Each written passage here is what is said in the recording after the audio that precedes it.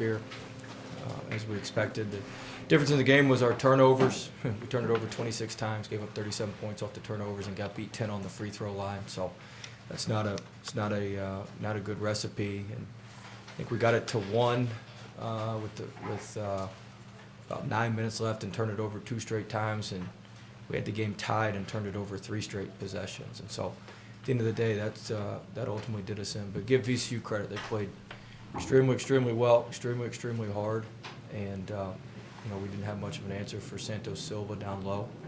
I thought he played really well, and it was a really good game. Well, how was it to be back? A blast, Paul. No, no. In all seriousness, I know, this was the longest I've been anywhere as a coach. I was here 4 years as an assistant, 2 years as a head coach. I know it probably didn't end how everybody wanted to, but you appreciate the atmosphere and the fans are passionate, and the fans are tremendous. And so this was just another charged up atmosphere. I was kind of telling our staff about the game when we played Butler when I was an assistant here after the final, after we lost to Butler in the Final Four. I said they'll probably break the noise record this game that was set at the Butler game. But tremendous crowd, tremendous fans, and obviously a really good program. It's going to keep winning and now go back to rooting for VCU. Well, what happened in the second half when you were able to cut into a 12-point lead and an 11-0 run? What did y'all do a little bit? We didn't turn the ball over as much. We were able to keep the ball in the middle of the court. We ended up playing on the sides way too much. So when you play on the sides, it cuts the court in half, and VCU's so good at running through all that stuff. So we were able to play a little bit more in the middle of the court. Well, I know you talked about turnovers and being concerned about them before you came here. Do you think your guys maybe didn't understand exactly what this was going to be like? No, we did our best to educate, but I mean, you can't simulate this. Right. You can't simulate what they do, and I mean, it's something that they do every day. Coach Rhodes, I told him, he's done a phenomenal job, because when we were assistants together, we used to always hate giving up the layups. We used to give up a ton we used to press and create a bunch of turnovers, but we'd also give up a ton of layups. And he's done an unbelievable job kind of creating a hybrid system where they press and get a lot of turnovers, but they don't give up any of the layups either, because he takes it more towards half court where you're a little more compact, and so makes it a little bit more difficult. But I mean, we tried to prepare our guys as best we could. You wouldn't know it based on what we looked like today. We do it all over the gym. Were there moments like their 18-4 run? I think they had 3 3-pointers in 53 seconds. Yeah. Where you're thinking, crap, I've seen this before, not from this bench. Yeah, it's better. It's usually better when you're on the other side. You hamstrung a little bit there because you already used 2 timeouts. Yeah, I was trying not to use another one. I probably should have used another one in hindsight, but I was trying not to use another one because we'd already used 2 in the first half. That's right. You kind of scratch your head when you shoot 52% on the road in a hostile environment. And, have 26 turnovers and you lose by 2 with a chance to tie or win it. Yeah, we had chances, but it's the way it's the way it bounces. It's the way it goes. Well, outside of going through the SEC schedule, was this as hostile an environment as you have been in since joining LSU? Oh yeah. And this was, we played at Houston. It was kind of like, it wasn't to this level at Houston. And obviously when you go to like Kentucky and Rupp and some of that sort of thing. But this is different because everybody's just right on top of you. So intimate. What kind of grades do you give the crowd for creativity? Probably an A+. That was a good move, hugging the FBI guys, by the way. Oh, Gary Watkins is a good dude. I still talk to him some. He probably don't want that out there, but I still talk. I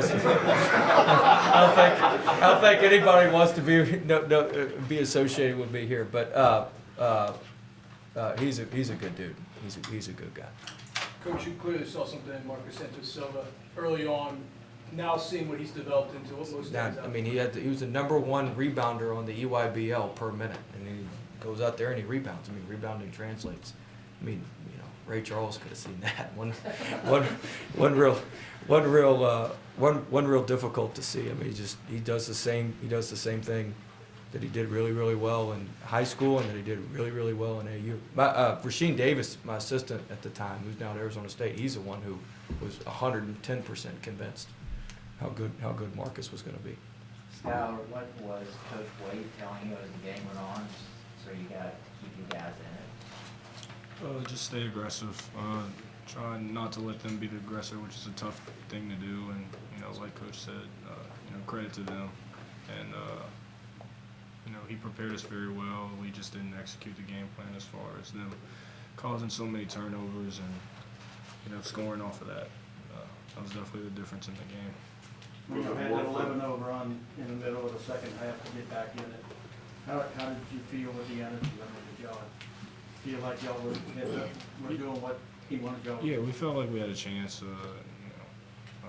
Based on all the preparation we've done in the summer and up to now,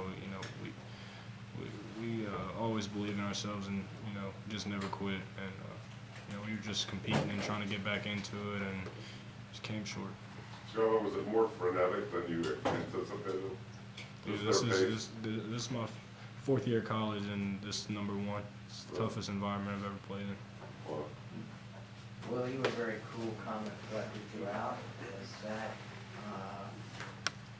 planned on your part to make sure your team stayed cool, calm? That was the idea, but it didn't work real well. We still rattled the ball away 26 times. But yeah, I mean, I knew we had to come in here and keep our composure, and it starts with me. I mean, I need to keep my composure, and that's what we were trying to do. And hopefully the team was able to feed off that a little bit. I don't know when y'all got in, but other than the game, how did you spend your time back here to get to see some other people? I saw some folks.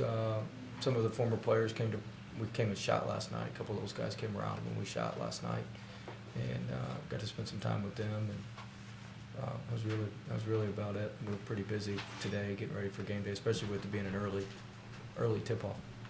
Skylar, can you describe how you develop that hesitation where you sort of get the defender to relax for a second and then you blow by?